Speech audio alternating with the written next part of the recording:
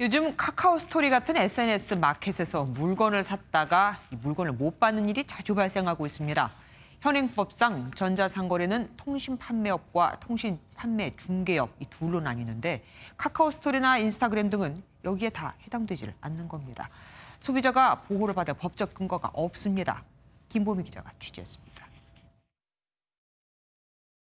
A씨는 올해 초 카카오톡 배너 광고를 보고 카카오 스토리 채널 쇼핑몰에서 옷을 구매했습니다.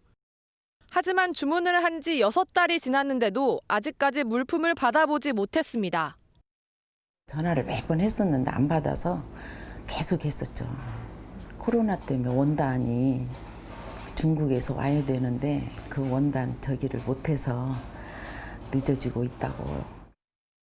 A씨를 비롯해 현재 파악된 피해자만 2,700여 명, 피해액은 7,900만 원에 이를 것으로 추정됩니다.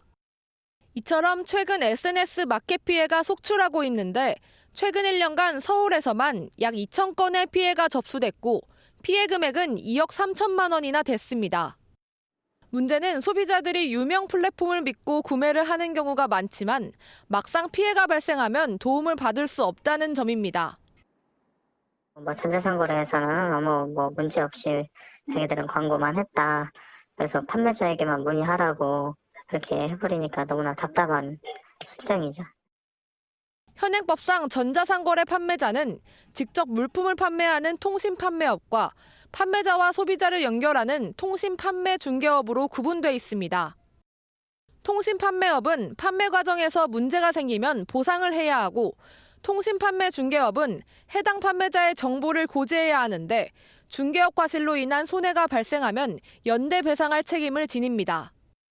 하지만 SNS 플랫폼 대부분은 이 모든 것에 해당되지 않아 소비자 스스로 해결해야 하는 상황에 놓인 겁니다. SNS 같은 경우는 소비자들이 이제 고객센터에 연락을 하더라도 피해가 많이 발생하면은 이제 판매자의 계정을 폐쇄 처리하는 정도로 끝나는 경우가 많고. 아예 수익이 없는 게 아니잖아요. 그렇기 때문에 어떤 기업의 도덕적인 책임 차원에서라도 소비자 피해가 발생했을 때 적극적으로 피해 구제를 위한 그런 시스템이라든지 이런 부분들을 갖춰놔야 된다고 봅니다.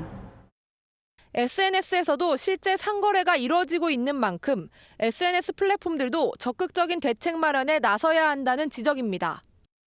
MBN 뉴스 김봄입니다.